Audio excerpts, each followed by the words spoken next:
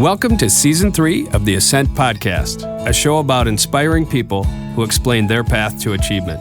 I'm your host, Joe Burgess, Wealth Advisor at Moxie Wealth Management. Today on the show, we chat with Karyn Schoenbart, CEO of NPD Group, a global market research firm based out of New York. Karyn talks about the evolution of her career, how she's dealt with the imposter syndrome as a corporate leader, and what attribute she feels has contributed the most to her success. Karyn, thanks for joining us today. So obviously you're CEO of a New York-based market research firm called NPD Group, and also author of a book called Mom BA. And if my sources are correct, NPD Group is the 8th largest market research company in the world. Does that seem right? Yeah, I think we might be the 8th largest in the U.S., but you can make it the world. That's fine with me, Joe. Sounds great. Well, and you do operate in, 20 different countries and serve a number of different industries, right? Yes, we have over 2,000 clients, and basically, Joe, what we do is we provide them with basic sales and share information on what they need to drive their business. We do it in everything from apparel to beauty to consumer electronics to toys. And we give them the data and the facts that let them make better business decisions. So is it fair to say that if you're a large retail firm out there, you are employing a market research firm? Most likely, retailers and brands. And sometimes we're the currency between the two. A lot of times a brand will go into a retailer and say, we're number one. And another one will come in and say, we're number one. And what NPD does is it provides everybody with the facts. So it's a lot harder for somebody to claim to be number one if they're really not. And we give everybody the tools to be able to have business conversations with fact-based information. Got it. And you've been CEO now for, is it 2 years? End of March 2020, it will be 3 years. March will be 3. Got it. Going into a little bit about your background and your upbringing, your father was a business owner, right? Yeah, neither of my parents went to college. Okay. My father owned a sewing machine and vacuum cleaner store in New York City, and my mom was your classic stay-at-home mom. But they both instilled a very strong work ethic in me as I was growing up. Oh, well, that's fantastic. Was there ever a thought that you were going to take over Dad's business, or? No, it wasn't like that. It was a small family business, and honestly, I didn't really know much about corporate business at all. I didn't have any role models at the time, and in fact, the only real role model that I had was my teachers, and so from the time I was a very little girl, I wanted to be a teacher. And being very goal-oriented, I did everything I could to achieve that. All the classes I took, the internships I did, the college I went to, and then unfortunately, as sometimes occurs, when I graduated from college, there were just no teaching jobs. And I had to completely pivot my thinking, and I ended up falling into this gig in market research and ended up loving it and having this amazing, unexpected career. Wow. Well, that must be not a small change, right? I mean, to think you're going to have a career as a teacher, that's entirely different than a corporate setting, right? Yeah, and one of the lessons I learned is, you always want to bring your A game no matter what. I thought that I would go back to school and get an MBA and still stay on the path to be a teacher. But in the interim, when I went on this job interview, I kind of brought my best self. And fortuitously, the person who interviewed me for a Gal Friday job, can you believe there was actually a thing called the Gal Friday job back then? I don't even know what that means. What does that mean? It was like a fetch me coffee. Oh fetch my! Me this. Yeah, Okay. It was a sort of below a secretary. Oh, okay. And that job clearly wasn't for me, but he saw something in me in the interview, and on a whim brought me up to the president of the company, who took a liking to me and offered me a job as a project director. And I was like, project director? Well, that sounds impressive, but when I come into work in the morning and sit down at my desk, what will I do? And he said, don't worry, we'll teach you. And that was the beginning of my career in market research. And I just loved it. I loved that it was a little psychology, a little sociology, a lot of math, and it was always interesting and different. And, I've built this kind of phenomenal and unexpected career as a result. And you were at a couple of different locations before you settled in at NPD, right? Yeah, a couple of.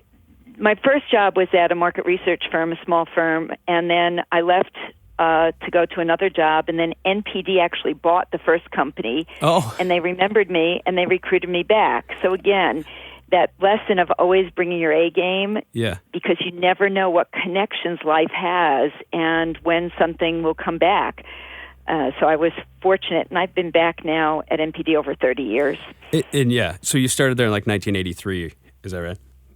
Oh, we don't have to tell anybody that, though. Well, but you started in a sales role there, right? Yeah, when I came back to NPD after they bought the other company, I was in sales. And I definitely recommend sales to anybody starting out in their career. It's a very good way of learning, because in any job, practically, you're going to have to sell something, even if it's sell your ideas, sell your concepts, sell yourself. So it's a very good training ground to get some background in sales. And I have to say, my guess is the teaching was the wrong path for you. Turns out my wife is a teacher, right? She is the opposite of sales. And that is just like oil and water. So if you were predisposed to sales, I'm not sure you would have had the greatest time as a teacher. Well, life has a way of working out, doesn't it? Yes. So I'm curious about kind of the evolution. I've known a lot of people who've gone from sales to management.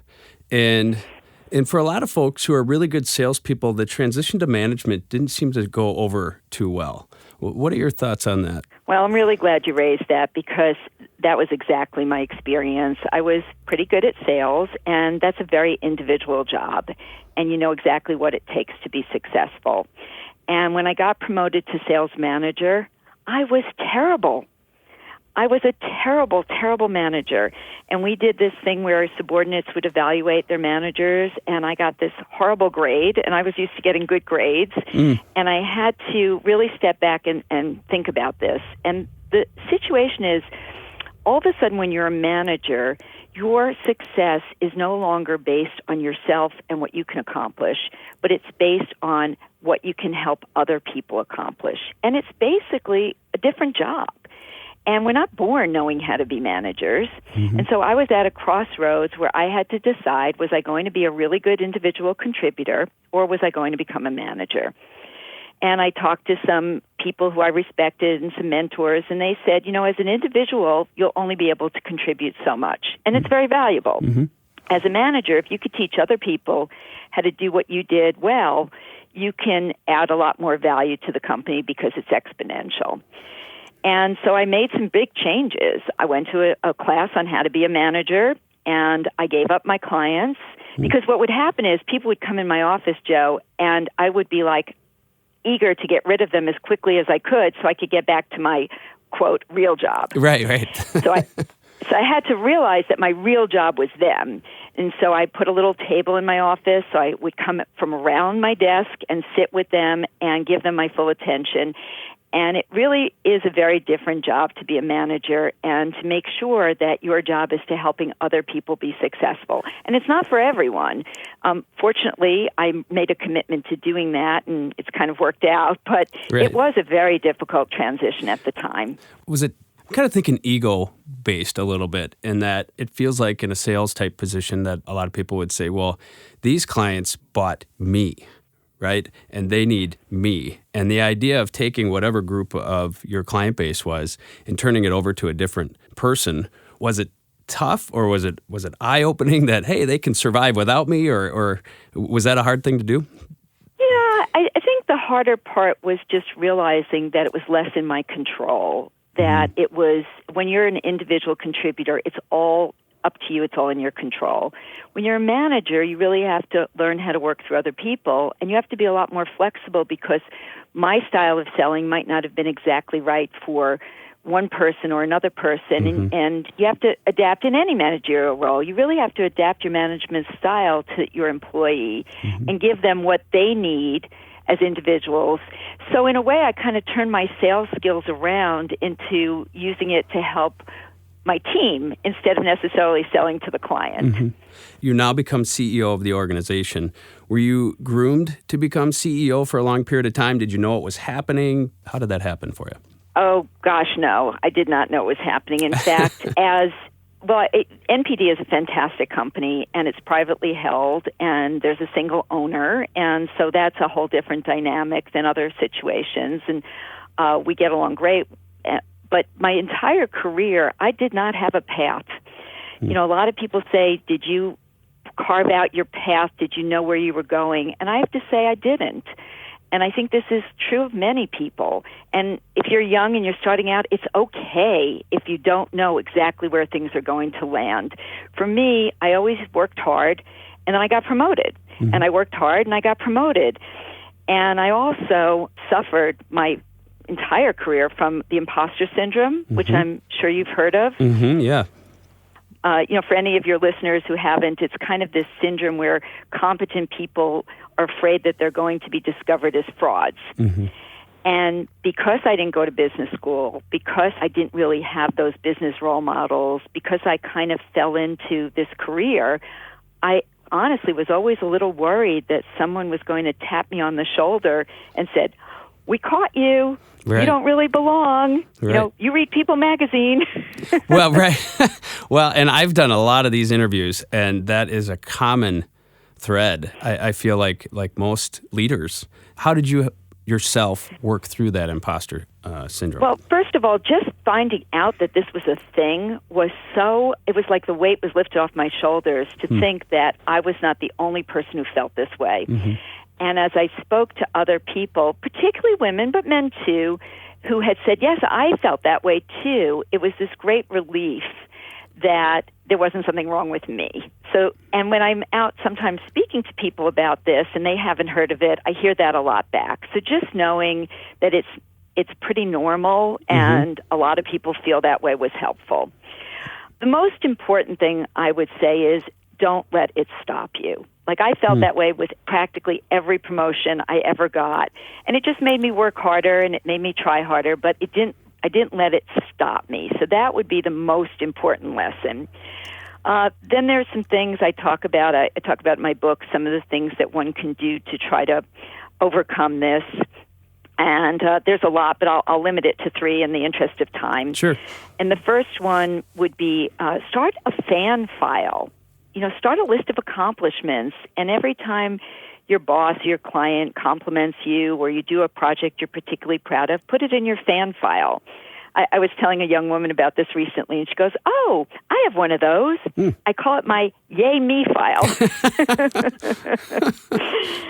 And that, and that's great. If you're feeling down, you can look at it, or if you are up for a promotion or you want to go for another job in a different area, you can kind of use your fan file to build your case. A quick interjection. I was thinking about this. Sure. Somebody was trying to nominate me for an award not too long ago. And you had to list, essentially, what are all the qualities that make you qualified for that award. And that was actually a really hard thing for me because you mentioned you work hard and you get promoted, and you work hard and you get promoted. Yet I always feel, and I'm just somebody who works hard and gets promoted, and anybody could work hard and, those kind of things, that it was harder to give yourself accolades in that space. Do you find that to be true in your case at all? Yeah, sure. I mean, to this day, when I was talking about how I got promoted and everything, and there's one point in my career where I was offered this big job, and I initially said no. I mean, people are like, "What? You said no?" And even now, it's hard for me to say out loud that I was the best person for the job.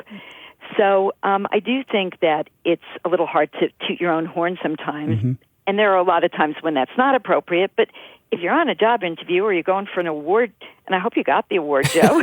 Well, I don't know. We'll see. TBD. Yeah, right. But, those are the times where you have to be able to toot your own horn, and it is helpful if you've got some concrete examples at the ready. So you said track your accomplishments. What were some of the other things that you might do? The other one is to not compare yourself to others, and I know that's really hard to do, but it leads right into the third one, which is to figure out what you are uniquely good at and focus on your strengths. And I love this one because if you can find a job where you can focus on your strengths and really hone that, you'll typically do what you love. You'll love what you do. And the example I've been using lately about this one is, and certainly we should work on our weaknesses, but too many people talk about working on the weaknesses all the time and not the strengths. So I'll give you an example. I'm a tennis player. I took up tennis as an adult, and I love it. And my backhand's my weakness. Now, it can't be terrible. It can't be like you can hit to my backhand all day long and kill me. It's got to be adequate. But this summer, I took tennis lessons, and I focused all the lessons on my forehand. And if you play tennis, I have a pretty good cross-court deep shot. Okay. But that was like my main shot. And all summer I worked on a down-the-line shot. I worked on a drop shot. I worked on an angle shot. And I just continued to hone my strength. And you know what? I won a lot more games, and it was fun.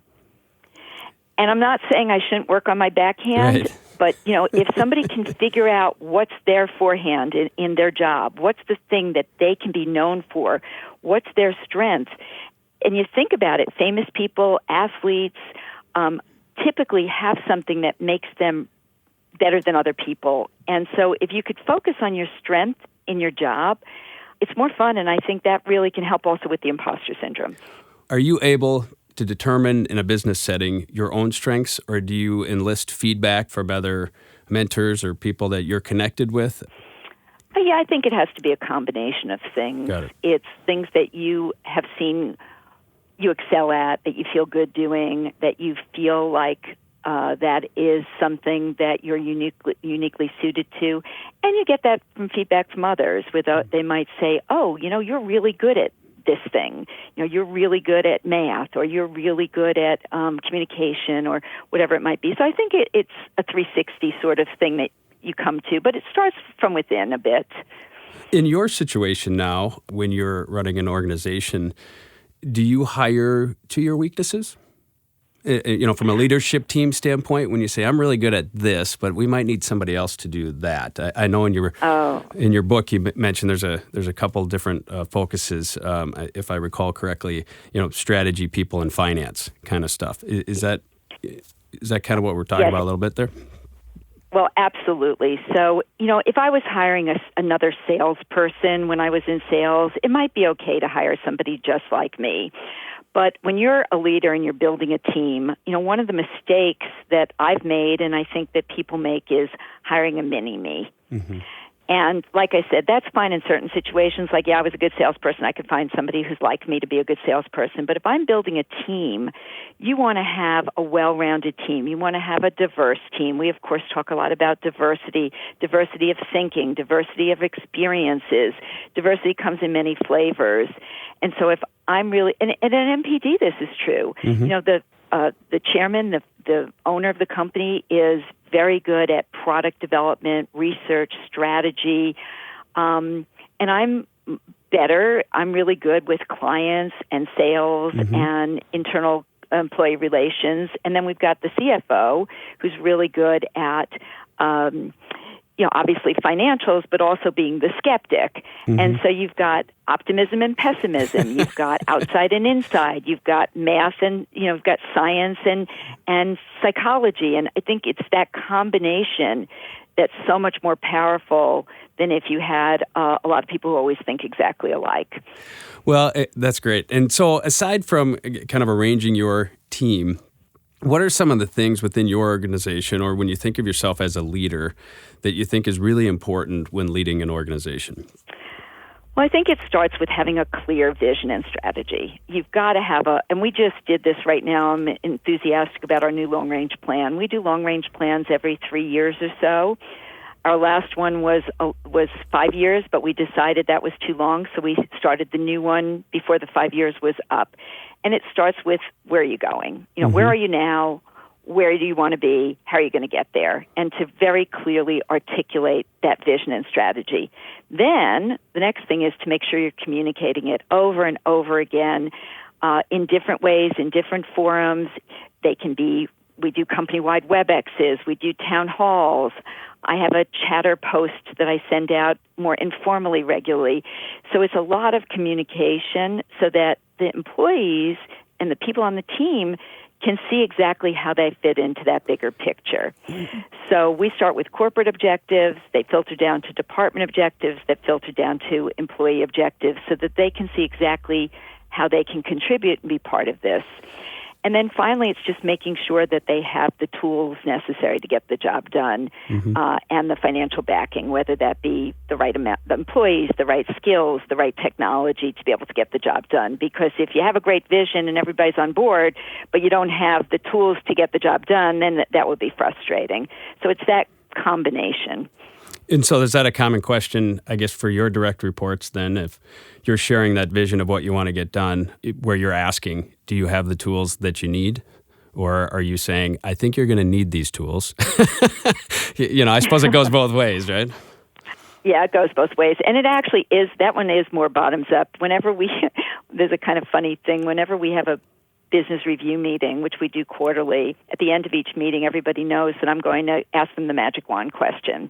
It's Karyn's magic wand question, which is, if you had a magic wand, within reason, of course, within the reality of business, what do you need? And this way, they know that they can ask that, they come prepared, so that we can then, within reason, but if there's a good business reason for something, we try to accommodate it because we want everybody to be successful. So I'm curious, considering your organization is a global organization, what are some of the challenges in dealing from one country to another? Is there cultural differences or even employment? What are maybe some of the difficulties or differences that you have to deal with in a global organization? Well, Joe, there's all the normal things. You have to respect different cultures. You have to respect time zone changes, all of those things. In our business, the interesting conundrum is, where does local make more sense and where does global make more sense? So, for example, we've got clients like Nike and Adidas in footwear. We've got McDonald's in food, or we've got Mattel and Hasbro and Lego in toys. And in many cases, the corporate headquarters want the data that we provide to look the same around the world. But in certain countries, they may have nuances about those countries. I'll give you a really funny example. Tinted moisturizer. Okay? Tinted moisturizer in the U.S. is considered makeup.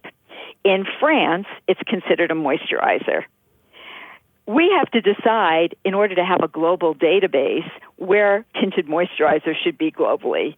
And it's very challenging when, 100% of the companies the clients that we talk to in the U.S. want it as makeup, and 100% of the people in France want it as skincare, and in the U.K., half of them want it in makeup and half of them want it in skincare.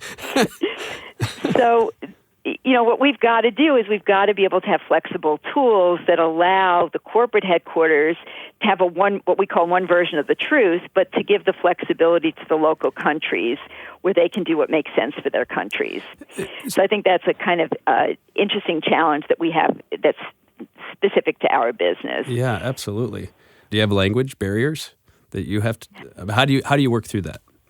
Well, we are an American-based company, and so most of the business is conducted in English. Okay. And I'm horrible at foreign languages. I try to learn enough to be able to be polite, to say hello, but I'm not going to try to do any business in any other language. Right. One other thing I was thinking of, and I'm not sure if you and I had talked about this previously, but the idea of a mentor and a sponsor, and maybe the difference of the two and the importance of those. Tell us your thoughts on that a little bit. Sure, and I wish I have a great quote, but I want to be clear, this was not my quote, so and I don't know who to attribute it to, but somebody said there are mentors for a reason, mentors for a season, and mentors for life, and sponsors are more the people who talk about you when you're not in the room. Got it. So there's and I love that. There's definitely a difference between mentors and sponsors. And mentors, I agree, can come from anywhere at any time. And I think they should vary over time, depending upon what your needs are and where you're at in your career. And a mentor is somebody you confess your weaknesses to, you ask for help. And, mentors could be a family member. It could be a subordinate. It could be a colleague. And, those, I love that because it should be flexible. A sponsor is more somebody who sees something in you and kind of helps push your career along, sometimes with your knowledge, sometimes without. They'll talk about you positively when you're not in the room. And they're both equally important. And I think it's important to look for them, although you can't just walk up to somebody and say, will you be my sponsor? Right. So, and you mentioned, I think in your book, that there's maybe a process of nurturing or seeking out. I don't recall offhand if it was on the sponsor side or on the mentor side, but it seems like the sponsor is really the thing that can propel somebody forward. Yeah. I think the best way, and I talk about this a lot, I talk about it in the book, I speak about it a lot, is volunteering. I attribute a lot of the success I've had in my career to volunteering.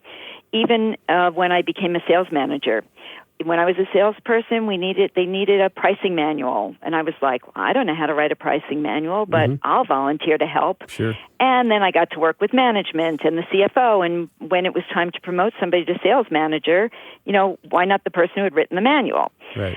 And throughout my career, and as I've watched other people's careers, volunteering, getting out of just your little box, is a great way of getting new skills, but also meeting managers, meeting leaders in a company. And that's how you could potentially find somebody who might be a mentor or be a sponsor. And there's a lot of tips for how you can engage with people, as simple as, hey, I heard you speak at this. Would you mind if I grab a cup of coffee with you? I have a couple of questions I'd like to ask. And that could start the beginning of a relationship. And again, we could talk for a long time about tips on how you might do something like that, but it's getting yourself out of your little box and potentially out of your comfort zone. Well, and then the other dynamic of this, when you're thinking of a mentor or sponsor, there's a lot more men in those leadership positions, and potentially the stigma of a male being a sponsor for a younger female. Well, this worries me quite a bit, Joe. This is one of the things that I'm a little concerned about in today's world. Clearly, right now, the facts are that there are way more men in leadership, in upper top leadership than women. It's just a fact, and it is getting better over time, and I hope it will continue to get better over time. But I think it was last year, there were almost as many men named John in the Fortune 500 as there were women. Right.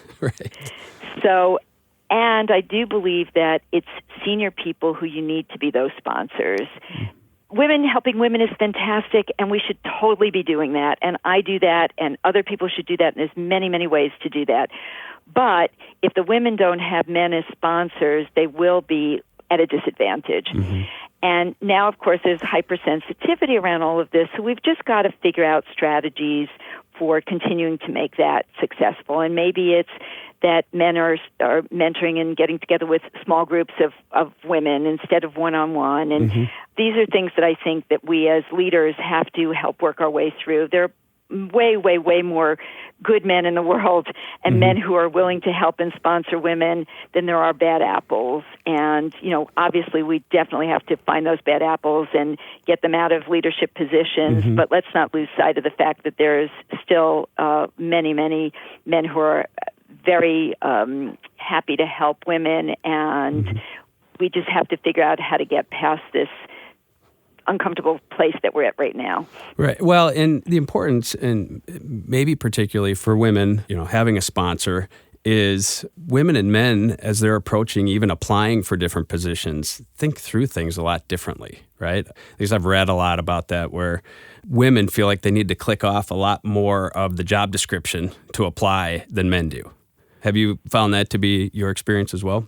Yeah, it's just that imposter syndrome again, which I do think tends to plague women more than men. And that's where, I've been fortunate that I've had people who pushed me along. And I think that we need to push women a little bit out of their comfort zone more so. And for the women listening out there, you're probably doing the job already. You might as well get paid for it. Right. So go for those bigger jobs. And what's the worst thing that's going to happen? I have a motto, go, learn, iterate.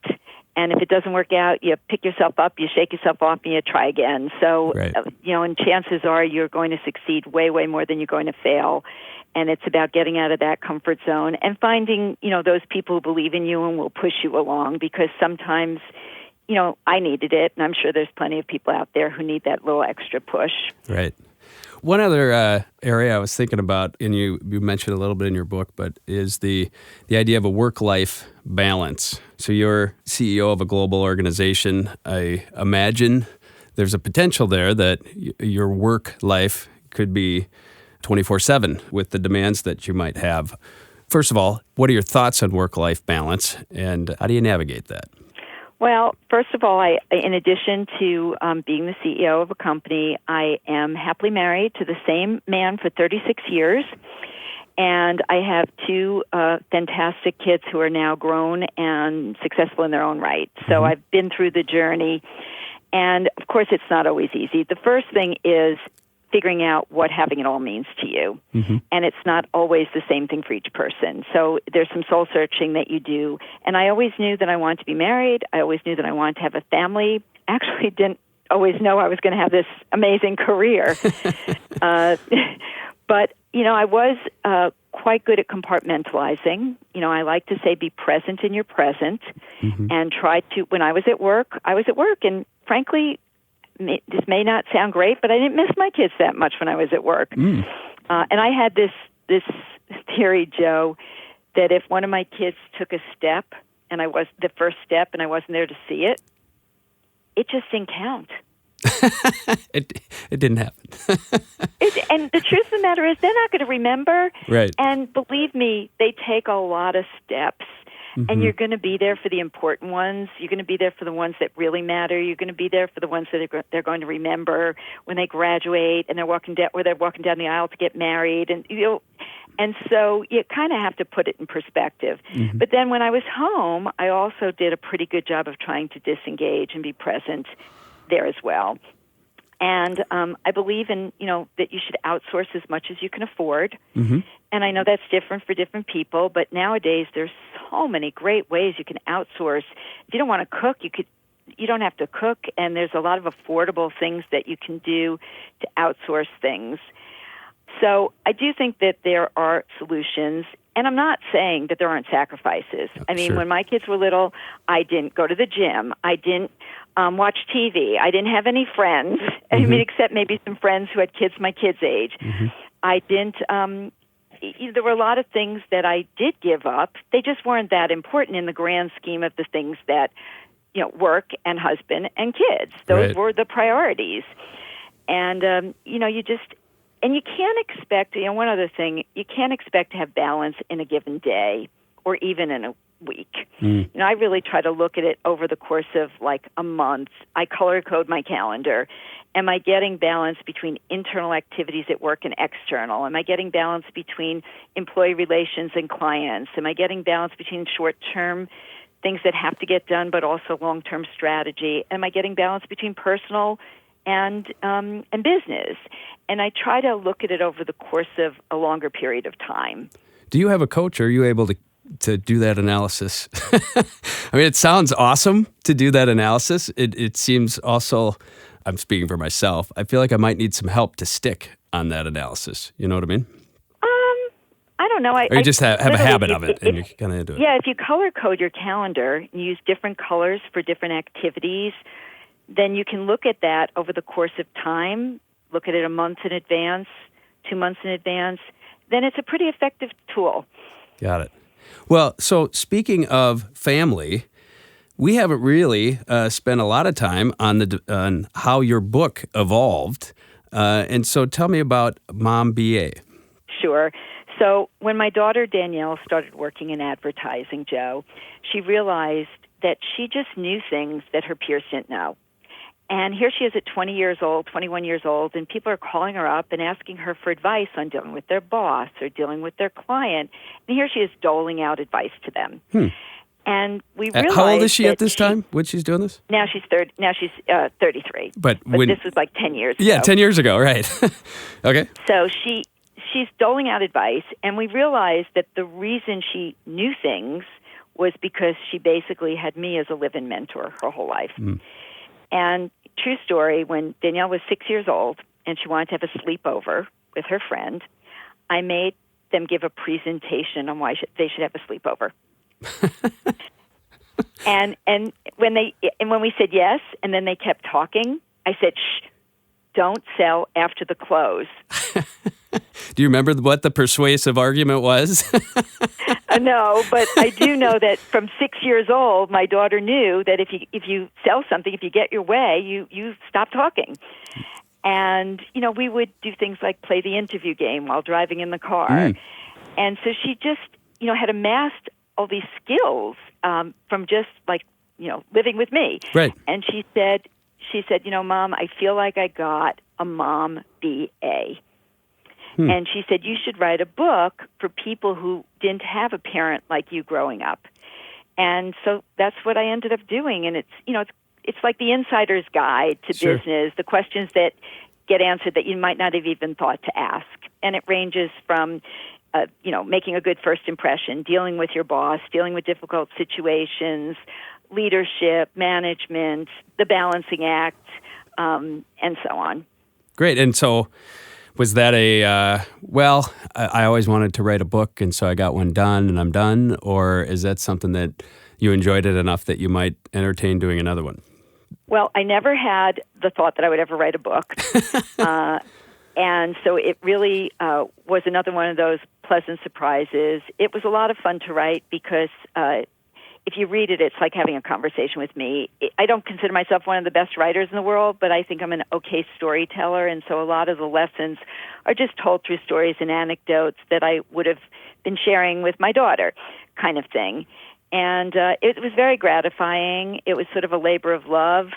I donate whatever profits I get to charity. I mean, it's not about that, but it is nice to kind of pay it forward a little bit. And if some people can get some value out of it, learn some things that avoid some mistakes because of reading it, then it will have served its purpose. Oh. Well, so as we finish up here, of course, this podcast is all about success and how successful people think. What do you think has been the greatest attribute to your professional success? I guess I'm an optimistic person and a passionate person, and I don't do anything that I commit to doing halfway.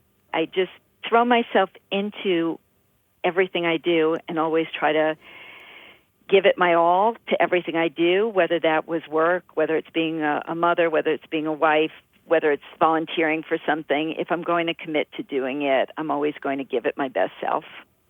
Fantastic. And one thing I was thinking about, you mentioned that becoming CEO was probably never a goal, or was it? No.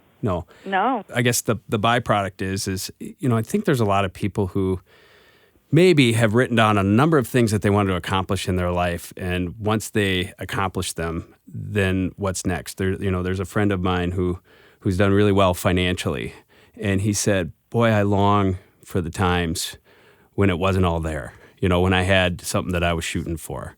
When you're in a position like yourself, how do you make goals, or do you make goals moving forward, or is it just a way of being? I'm always goal-oriented. Whether it's I have a goal that I want to read 15 books, half business, half pleasure. My goal is that I want to, we're embarking upon a whole new infrastructure and machine learning and artificial intelligence, so I want to learn more about that. It's always pushing yourself a little bit out of your comfort zone. I want to get maybe more involved in working with my son on this charity that he's involved in. So, it's just not being complacent, not being lazy, and just always trying to learn new things and keep yourself interested in things. And then I don't know, I just kind of feel like good things that come of all of that. Well, good. Well, I think that's all we have time for today, Karyn. Well, Joe, it's been a pleasure. Yeah, I absolutely appreciate you taking the time. This is a lot of great information. Thank you. You've been listening to Karyn Schoenbart, CEO of NPD Group and author of Mom BA. If you'd like to know more about Karyn and the work she does, you can find her at KarynSchoenbart.com. Thanks for listening to this episode of the Ascent Podcast, a show about inspiring people who explain their path to achievement. I'm your host, Joe Burgess, wealth advisor and founding partner of Moxie Wealth Management.